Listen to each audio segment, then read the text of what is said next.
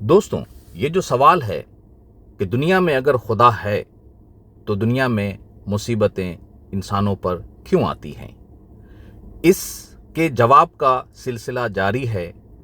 पिछले वीडियो में मैंने जो बताया कि इस दुनिया के अंदर में कुदरत के तरफ से तो सब कुछ साफ है। पिछले वीडियो में मैंने क्लियर कर दिया कि दुनिया में खुदा है और इस दुनिया में कुदरत के तरफ से, खुदा के तरफ से इंसानों को कोई परेशानियां नहीं।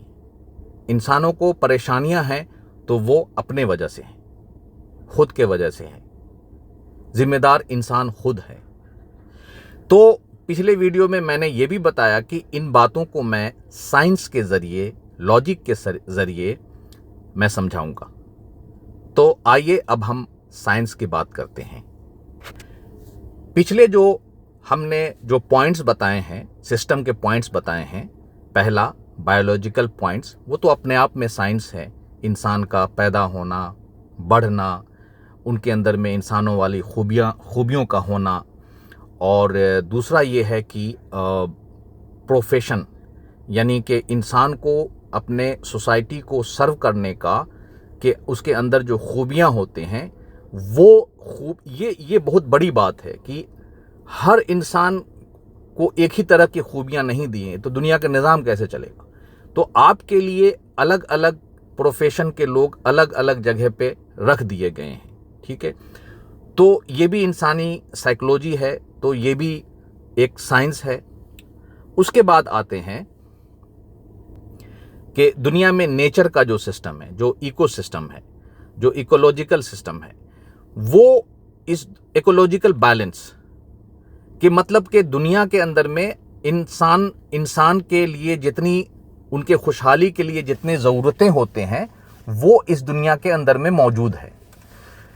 तो जो मैंने बताया कि इस वीडियो के बाद मैं बताऊंगा कि दुनिया का हर इंसान अपने के सामने में उसके खुशहाल ज़िंदगी के बुनियादी ज़रूरतों की चीज़ें उसके सामने में हैं।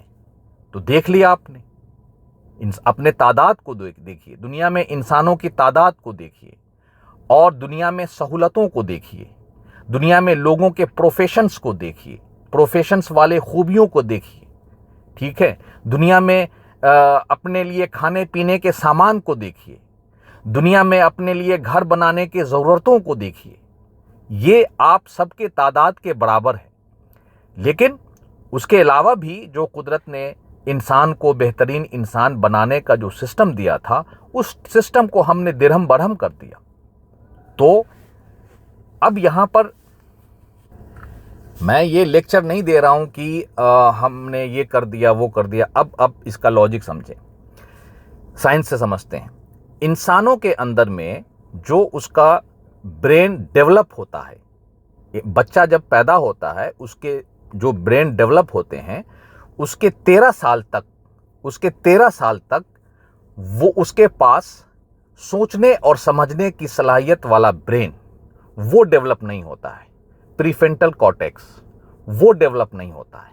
बाकी ब्रेन के सारे सिस्टम डेवलप होने शुरू हो जाते हैं। ठीक हो गया।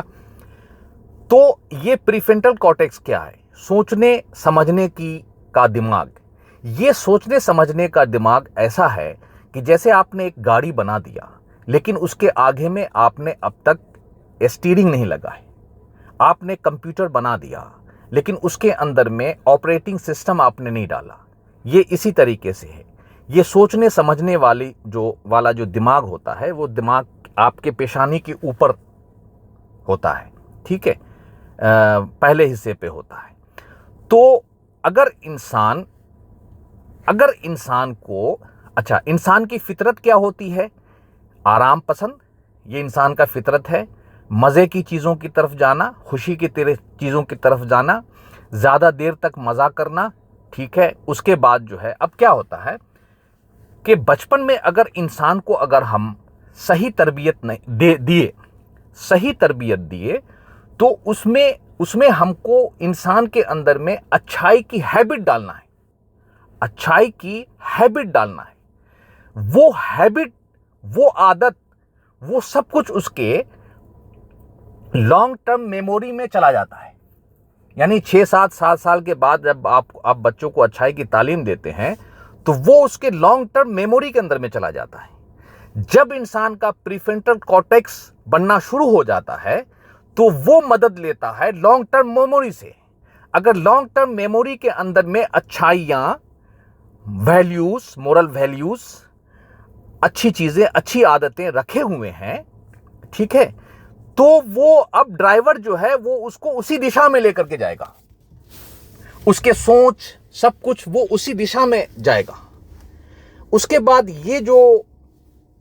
बाद भी उसके जो तरबियत है वो होते रहना चाहिए, क्योंकि 24-25 साल तक ये प्रीफ्रंटल कॉर्टेक्स ये बनता है और फिर इंसान की वो पर्सनालिटी उसी हिसाब से बना देता है।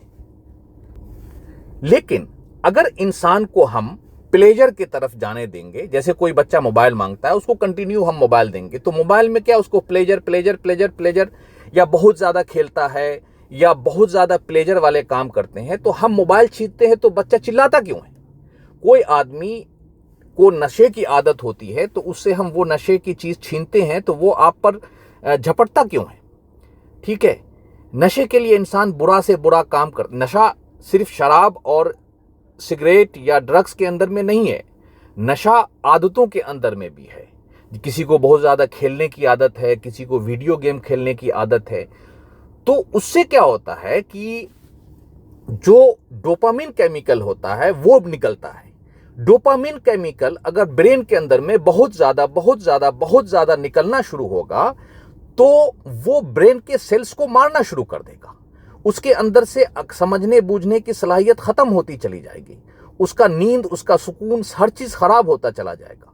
ठीक है, उसी तरीके से ये जो इंसान बचपन में ही हम उसको बताते हैं कि तुम्हें कोई बहुत बड़ा आदमी बनना है, बहुत बड़ा डॉक्टर बनना है, बहुत बड़ा रईस बनना है, ये सब जो हम उसके जहन में डालते हैं, तो अब वो उसको कंफर्ट जोन की हम आदत डालते हैं कि तुम्हें बहुत बड़ा गाड़ी मिलेगा, तुम्हें बहुत बड़ा घर मिलेगा, तुम इस तरह से कंफर्ट में रहोगे, तुम उस तरह से, यानी कंफर्ट की आदत। कंफर्ट में क्या है? मजा है, खुशहाली नहीं है।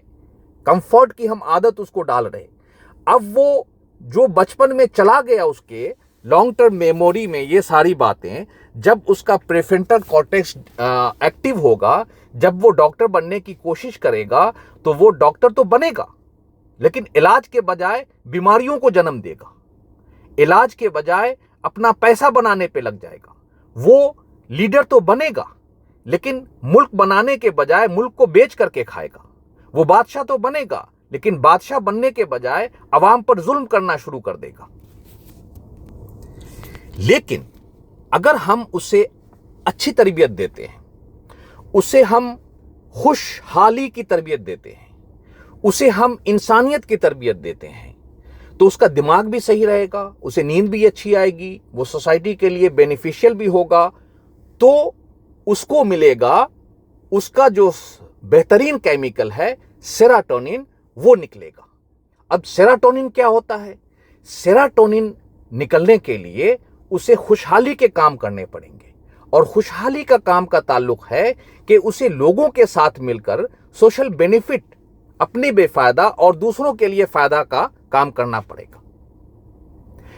तो इस दुनिया में जो कुदरत का निजाम है कि वो इंसान को मजहब के जरिए या फिलोसफर के जरिए उसको बार बार उसको यानी कि देता रहता है तालीम कि तुम्हें एक बेहतरीन इंसान बनना है, और इंसान बनने के लिए खुदा का डर भी है, खौफ भी है, तुम्हें हर हालत में बेहतरीन इंसान बनना है।